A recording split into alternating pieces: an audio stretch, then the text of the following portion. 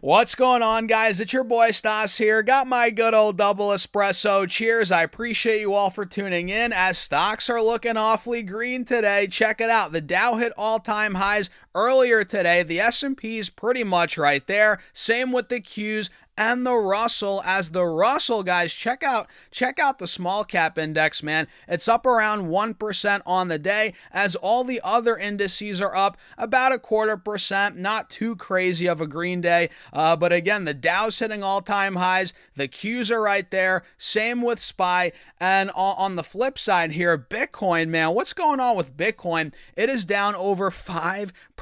You know, who would have thought? It's at 67K, by the way. Who would have thought that we're in a full-blown, bull market in the stock market? You would have thought Bitcoin would be tagging along, right? But who would have thought it would still be down, 50% from all-time highs? Insane, right? So this is not a crypto channel, obviously, but I'm actually looking to add a little more Bitcoin here. I haven't bought Bitcoin in quite a while, but now it's back in the mid-high 60s.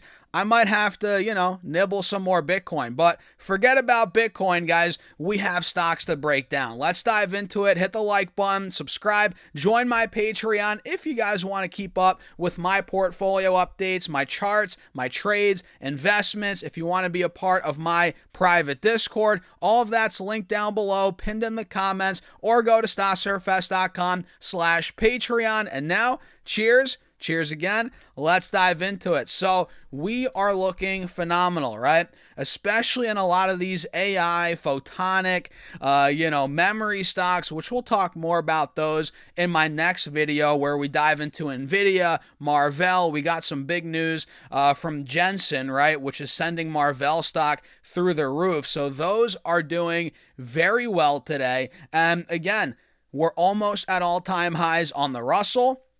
It's up around 1%. We're about to hit that milestone 3,000 point number. The Dow just hit 51,250, guys, which, this is the year of milestones. Russell 3,000, it's about to hit. Let's be honest. We know it's going to hit it. The Dow's hitting 50K. The Qs are hitting, 700, which you guys can see on the NASDAQ index itself. It's about to hit 30K, or did it already hit 30K? Yeah, it did. S&P hit 7,000. It hit 7,500. It's about to go 8,000. This market is ridiculous, right? And a lot of people try and time the market. They try and, a lot of people tried to get out of the market during the sell-off a couple weeks ago. And this is why you don't do that, especially if you're a long-term investor, man. If you're trying to get in and out, time the market, you're going to miss the big moves. I mean, can you imagine how many people are on the sidelines still waiting for the pullback, to get back in after selling a couple of weeks ago? This is why, especially if you're a long-term investor, in ETFs, you just dollar cost average on the way down, on the way up. This is a prime example of that. We're seeing the S&P now up around, SPY's up 20% off the lows, 130 points pretty much, and the Qs are up well over that. I mean, geez, we hit 554 on the Qs. We hit 745, I think, earlier today. We're at 730 or 45 now. We're up 35% off the lows. Can you imagine selling out, trying to get lower prices, and then missing this move? That would be devastating, right? So if you're a long-term investor, just set it and forget it. Chill, especially if you're buying ETFs, man, or you're going to miss these types of moves. And guess what? That severely impacts your performance long term, which we all know that. If you miss the biggest, there's a stat. If you missed the biggest 20 or 30 rebounds or 20 or 30 days in the market over the last 50 years or whatever, your return would be greatly impacted. This is a great example of that. Right? We've seen such a big move here, but I don't want to harp too much on that, guys. Let's break down some stocks, go over what I'm looking to do here. So I'm in a bunch of stocks, obviously. A lot of my stocks are doing well today. Lam Research is one of them that is crushing it, which we called out a ton, about a week, 2-3 weeks ago. Now Lam Research is pushing 335, and we were calling out that 325, 350 level. That was my target when the stock was in the mid-high 200s. And here we are. We're back, back in the mid 300s. After hitting 340 a couple days ago, the stock pulled back, consolidated over that 50 SMA. Now we're starting to break back through. So I think Lam Research, guys, I think it's got more upside. I think we're going 350. I think we're going to take out the highs from just a couple days ago from the end of May. So I'm holding on tight to my shares. And Robinhood, I got a lot of questions on Robinhood. What are you doing? Are you selling? Are you buying calls, selling calls, holding on to your position? So for me, guys, I bought a bunch of Robinhood after earnings all throughout this entire consolidation period. My average cost now is $72.50 roughly. So I'm actually looking to add more in this pocket here on the dip. We got up to about $98 just 2 days ago, right? We hit obviously $95 roughly before earnings. So for me, I'm looking at this. Robinhood's clearly breaking out. We have a golden cross. We're above these moving averages. It got a little too hot, let's be honest. It went from 74 straight to 97 in 2-3 days. We're talking a 32% move. So I think Robinhood here in this window, we're getting a bit healthier on the RSI. We're not extremely oversold by any means, right? But I think within the breakout, we've pulled back, about 10-11%. I think this is a good opportunity for me to add more, average up. I've talked about a lot throughout the history of my videos. I like to average up on my winners, right? Especially if I think there's a lot more to go, a lot more upside to go. I don't like to punish my winners, right? I add to them. And that's something that a lot of people get misconstrued in the stock market, right? They keep adding to stocks that are downtrending, that are losers, quote unquote, in the short term. And, they have no problem continuing to throw bad money or chase, stocks that are bad with good money, whatever that saying is, right? They have no problem doing that. But when their stocks are going up, they're very quick to cut them loose, take the profits, and not let them actually fully play out. And they don't even add when the stocks are going up, when there's clearly more upside. So people tend to have that backwards, right? They feed way too much into losers, and their winners, they don't let them run nearly as much, and they don't add to the winners when clearly it's a decent time to add, which I think right now is a decent time to add for Robinhood. Do your own research, though. I'm not a financial advisor, guys. Please trade at your own risk, right? I don't know what your risk tolerance is, your holding periods, right? I can't tell you what to do, but for me, based on my plan, the way I'm looking at Robinhood, I love it here. I think it's an opportunity, excuse me, to buy more before it actually starts taking out the mid 90s again, and before it goes to 100, because I think it's going to $100.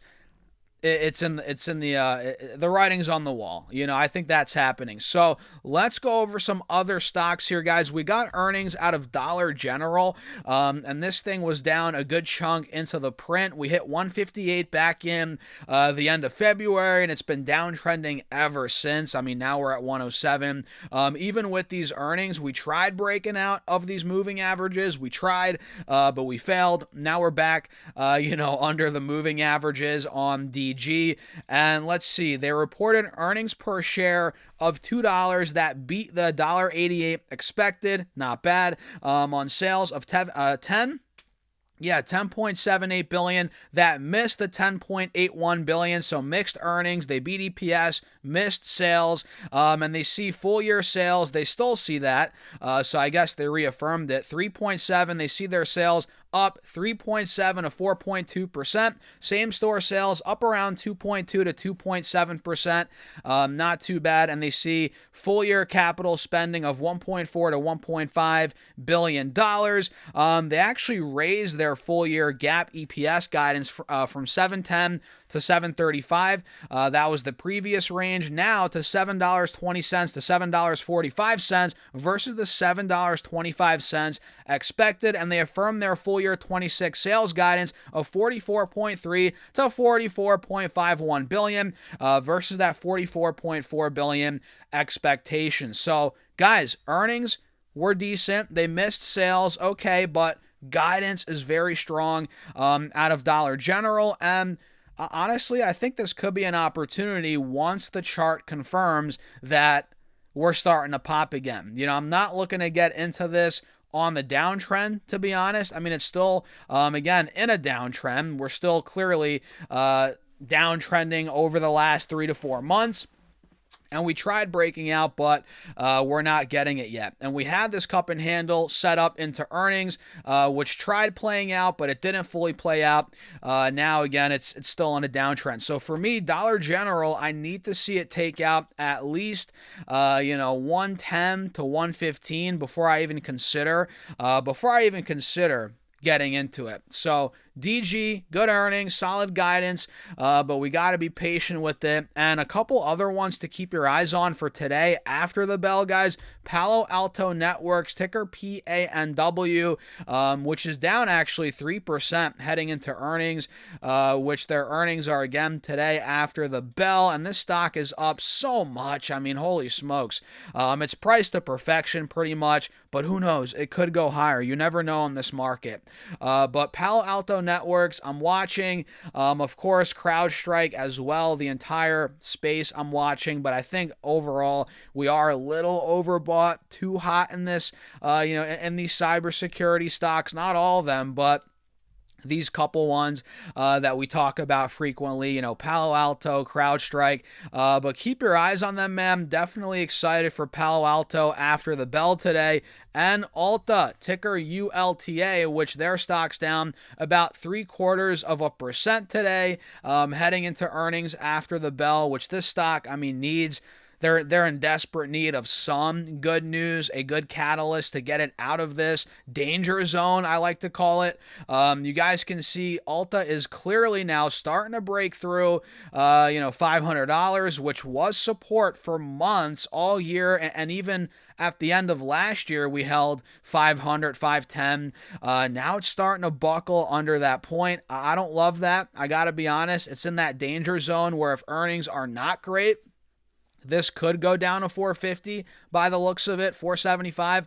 But, if it's able to regain that 500, 510 support, see some momentum back over there on good earnings, I would like it, but I need to see it take out at least 525 to 530 on the upside before even considering hopping into Ulta. So not bad, for Ulta. The stock is down a good chunk. There is opportunity. It's not a terrible setup, but we need to just see it break back through 500, or at least I need to see that. You guys got to do your own research as always. And Tesla on the flip side, or not the flip side, but on another note, Tesla looks good. I was about to add some Tesla earlier today at 415. Now it's at 420. We're starting to go green again. I think this dip will get bought up on Tesla. I like the way it's getting buyers to come in right around the 180 SMA here. So keep your eyes on that. SpaceX hype, the IPO, it's coming, man. I think Tesla's easily going to go back to 450 in the short term. I own a bunch of it already.